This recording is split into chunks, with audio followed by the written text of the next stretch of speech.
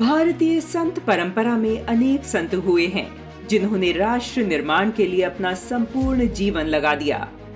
इसी परंपरा के वाहक थे संत नारायण गुरु, जिन्होंने भारत में सामाजिक पुनर्जागरण के साथ साथ केरल में सामाजिक सुधार के लिए आध्यात्मिक नींव स्थापित करने में महत्वपूर्ण भूमिका निभाई।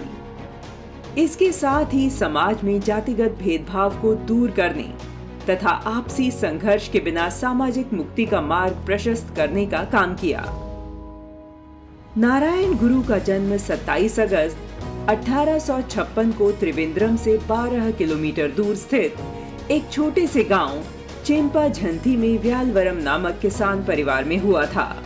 नारायण गुरु की प्रारंभिक शिक्षा चेम्पा हांथी मुत्था पिल्लई के आचार्यत्व में गुरुकुल पद्धति से हुई। शिक्षा ग्रहण के समय उनकी आयु मात्र 15 वर्ष थी। उसी समय उनकी माता का देहांत हो गया।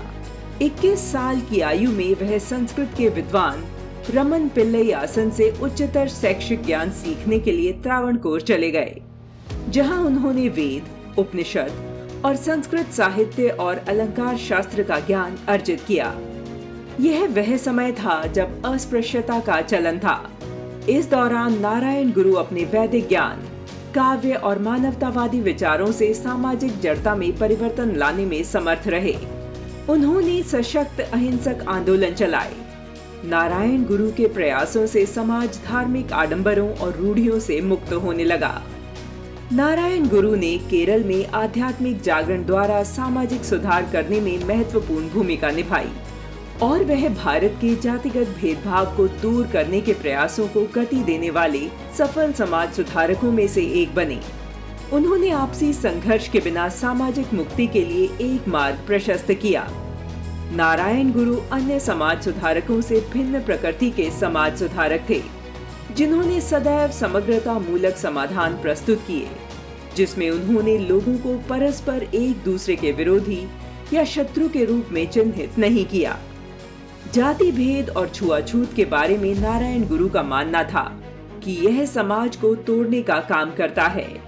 अगर समाज का संपूर्ण विकास करना है तो उनका मानना था कि जाति के बारे में मत पूछो, मत कहो और ना ही सोचो। नारायण गुरु ने केरल के विभिन्न भागों में अनेक मंदिरों की स्थापना की।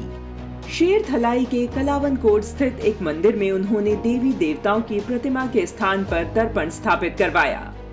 उनका मानना था कि भगवान हमारे आपके भीतर है, इसलिए हमें मानव मानव में भेद नहीं करना चाहिए। साथ ही उन्होंने समाज को समानता का पाठ पढ़ाया। नारायण गुरु ने वर्ष 1923 में बहस करने और जीतने के लिए नहीं, बल्कि जानने के लिए और ज्ञात करने के लिए के विषय पर एक सम्मेलन का आयोजन किया, जो तत्कालीन भारत का इस तरह का पहला आयोजन था। वर्ष 1925 में नारायण गुरु ने प्रसिद्ध वैकोम सत्याग्रह आंदोलन का समर्थन किया, ताकि लोगों के साथ जाति के आधार पर भेदभाव न हो सके। इस आंदोलन का समर्थन महात्मा गांधी ने भी किया था और संत नारायण गुरु से भेंट भी की थी। इस अवसर पर गांधी जी ने अपनी भावना व्यक्त करते हुए कहा कि श्री नारायण गुरु जैसे सम्मानित ऋषि के दर्शन करना उनके जीवन का एक बहुत बड़ा सौभाग्य था। नोबेल पुरस्कार विजेता रविंद्रनाथ टैगोर ने वर्ष 1922 में नारायण गुरु से मुलाकात की थी। गुरु के साथ अपनी मुलाकात के बारे में टैगोर ने कहा था कि मैंने विश्व के विभिन्न हिस्सों का दौरा किया है, किंतु मैं कभी भी ऐसे व्यक्ति से नहीं मिला हूँ जो आध्यात्मिक रूप से श्री नारायण गुरु के कद से बड़ा हो। माँ भारती की आध्यात्मिक विरासत का पोषण करने वाले महापुरुष, सामाजिक समरसता और सामाजिक पुनरुत्थान के अग्रदूत संत नारायण गुरु को कोटि कोटि नमन है।